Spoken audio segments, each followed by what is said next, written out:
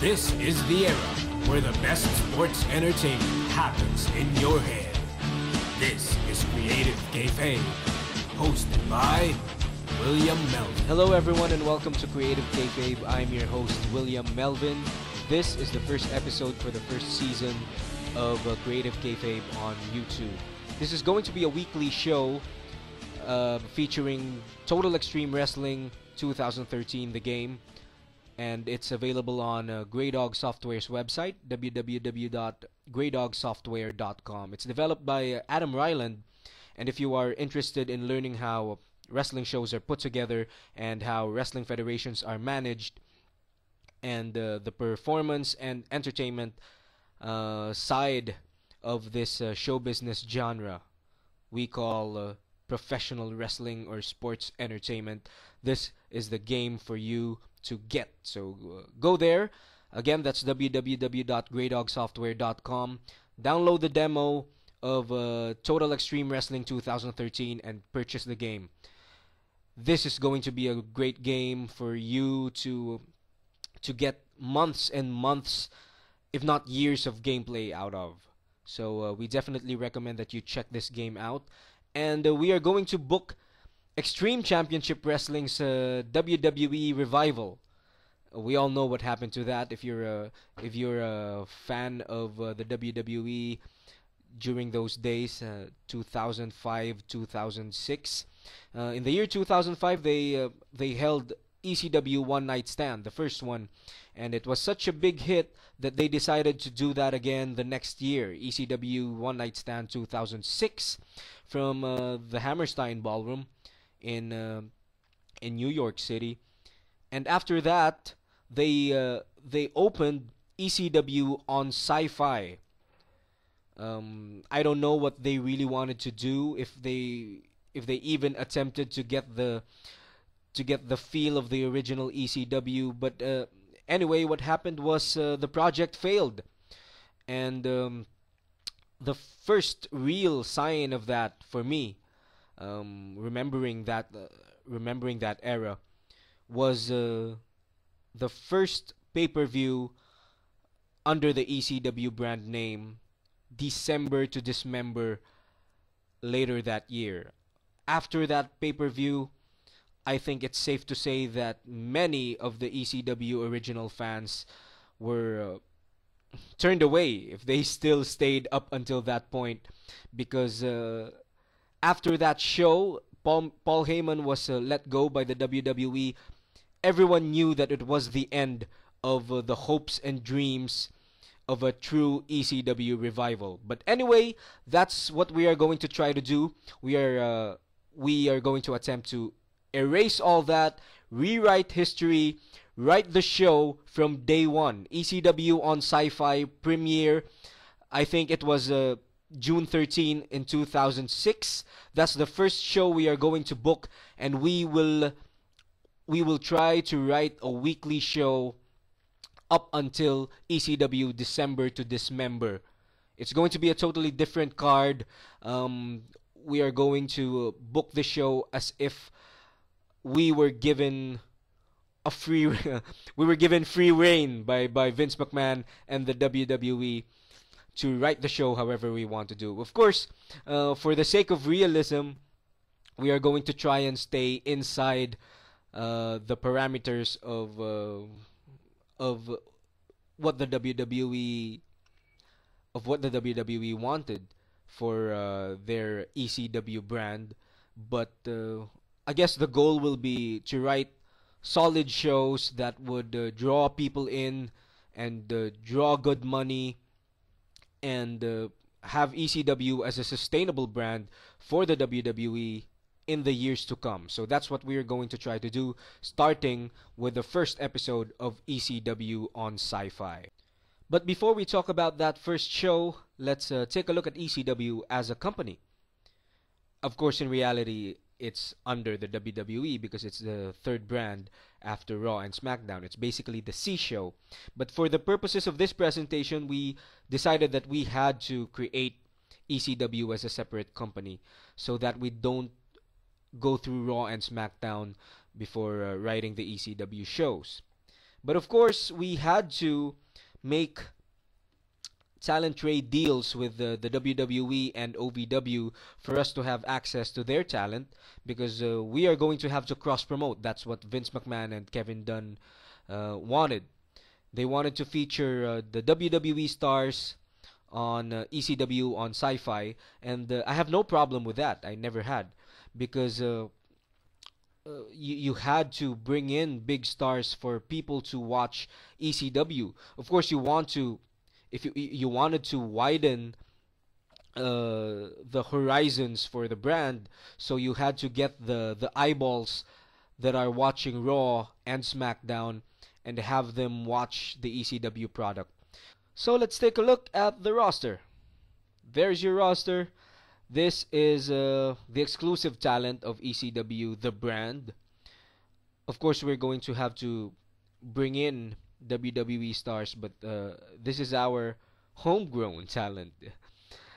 I think Al Snow was an in-ring performer during the ECW brand launching, but I'm going to have Al Snow as a road agent, because I don't think I want to use Al Snow and Head for the show I'm going to write. For some reason, I can't name her only Ariel because someone else is using it. So I put in Thorn in there. I might just run a storyline um, about Ariel and Kevin Thorne. I don't know what yet, but I'm going to write it like that. Balls Mahoney, the chair swinging freak, of course, a big part of the original ECW. So he was signed by the WWE, and he's here in our roster. Big Guido, part of the FBI, the full-blooded Italians. C.W. Anderson, also an ECW original.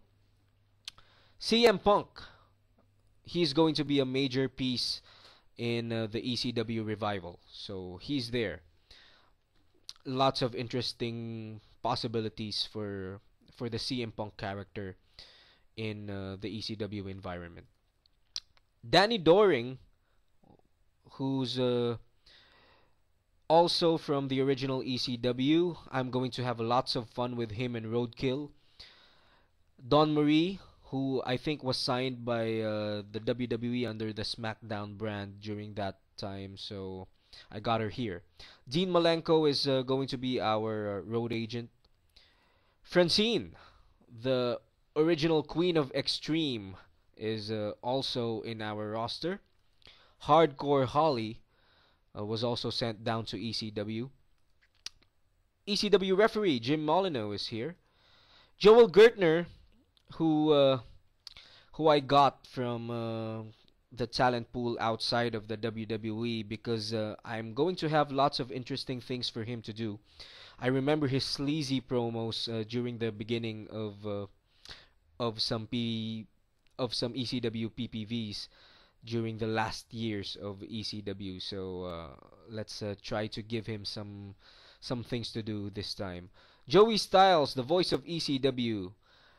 John Finnegan, another ECW referee. Just Incredible, former ECW champion. So he is going to be a big part of the storyline that's going to drive ECW going forward. Kelly Kelly. So if you remember the first ECW episode, she appeared as a stripper. I don't know if we're going to do that. I haven't decided on that yet. Kevin Thorne is here from OVW. Kid Cash from SmackDown. I think I got him from SmackDown. He was signed by SmackDown, and he's an original ECW star, so I got him here too.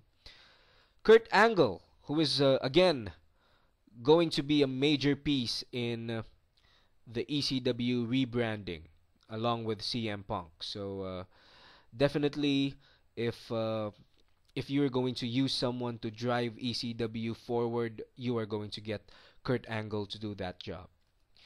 Lil Guido, who wrestled in the WWE under the name Nunzio, is here. Also a part of the full-blooded Italians, so we're going to have some fun with Lil Guido in our show. Masato Tanaka, also part of the original ECW. Mike Knox from OVW. I guess he was brought in a little bit later on, but I'm going to have him early, uh, just to develop his character. Paul Heyman, the ECW representative, no need for any other thing to say about him, I guess. Roadkill, who I'm going to have lots of fun booking with Danny Doring as an ECW tag team. We are starting the game with Rob Van Dam as the ECW World Heavyweight Champion and the World Heavyweight Champion for the WWE. So we're going to have a big angle setting that up. He goes in the first ECW on SciFi show as the ECW and WWE champion, and that's gonna be the start of the ECW brand for the WWE. So you have to wait for what I want to do with that situation because it's the major angle for the show. Sabu, of course, he's going to have lots and lots of hardcore matches for ECW on Sci-Fi. Shannon Moore from the WWE, I think he was also in the early days of the ECW revival. Simon Dean, who wrestled in the ECW in the original ECW as Nova. I'm going to have him here, but I am using his WWE character Simon Dean.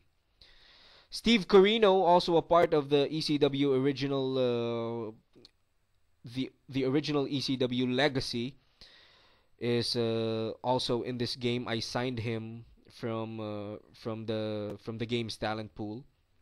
Stevie Richards. I still don't know what to do with this guy, but he has to be here, and he has to have something interesting to do. That's all I know for now.